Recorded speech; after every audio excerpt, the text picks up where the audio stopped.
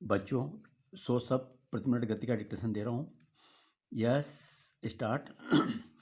पंजाब में माहौल का निरंतर संवेदनशील होते जाना चिंताजनक है। पिछले दिनों से बेअदबी की घटनाओं को लेकर वैसे ही तनाव है और अब गुरुवार दोपहर लुधियाना कोर्ट परिसर में हुए विस्फोट ने एक अलग ही चिंता का संचार कर दिया है। विस्फोट में 2 लोगों की मौत भी हुई है और करीब 5 घायल हुए हैं। अदालत में और वह भी दूसरी मंजिल पर स्थित शौचालय में हुआ विस्फोट अनेक सवाल खड़े कर रहा है। आशंका जताई जा रही है कि हमला कहीं और करना था, लेकिन उसकी तैयारी में ही विस्फोट हो गया।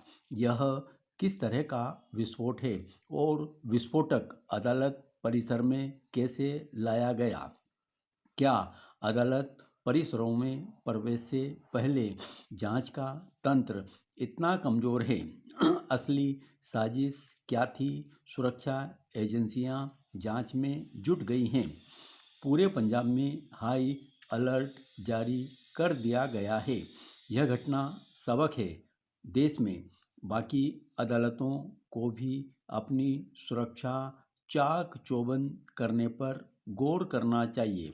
जजों को अपनी अपनी अदालत में सुरक्षा का स्वयं जायजा लेना चाहिए और सुनिश्चित करना चाहिए कि ऐसी वारदात फिर न हो। विस्फोट के बाद केंद्रीय गृह मंत्रालय भी अलर्ट में है। इसमें कोई शक नहीं है कि इस मामले को चुनाव से जोड़कर देखा जाएगा। बेअदबी की घटनाओं को भी चुनाव से जोड़कर देखा जा रहा था। ये कौन लोग हैं जो बेअदबी जैसे पागलपन का दुस्साहस कर रहे हैं? यह समाज अपनी आस्था को लेकर अत्यधिक सजग रहा है। समाज में ऐसे लोग हैं जो कतई बेअदबी बर्दाश्त नहीं करेंगे। समाज में सभी लोग मन में समान दया भाव नहीं रखते हैं। कुछ लोगों में तत्काल दंड देने की भावना होती है, जबकि कानून ऐसी इजाज़त किसी को नहीं देता है।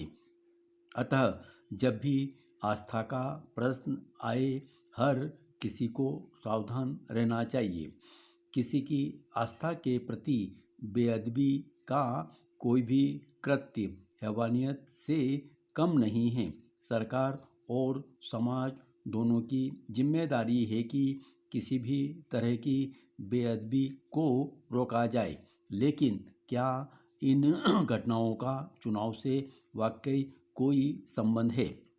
बेअदबी की घटनाओं का भले चुनाव से सीधा संबंध न हो, लेकिन जिस तरह से पंजाब में किसान पटरियों पर बैठ रहे हैं, उसका सीधा संबंध चुनाव से है।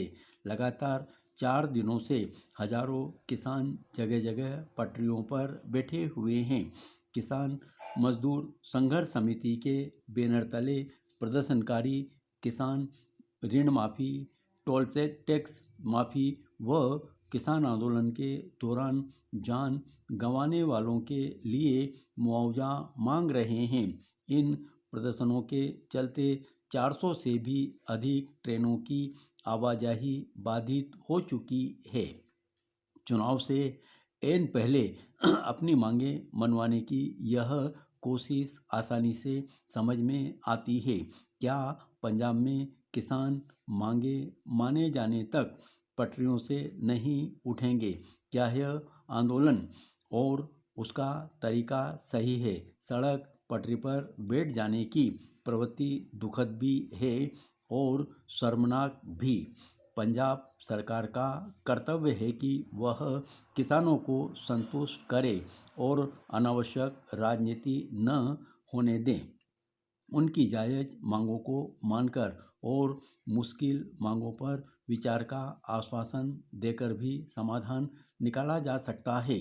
खैर, पंजाब में जिस तरह से तनाव बढ़ रहा है, उसके मद्देनज़र दूसरे चुनावी राज्यों में भी शासन प्रशासन को सजग रहना चाहिए, ताकि कहीं भी असामाजिक तत्व गड़बड़ी न फैलाने पाए। धन्यवाद।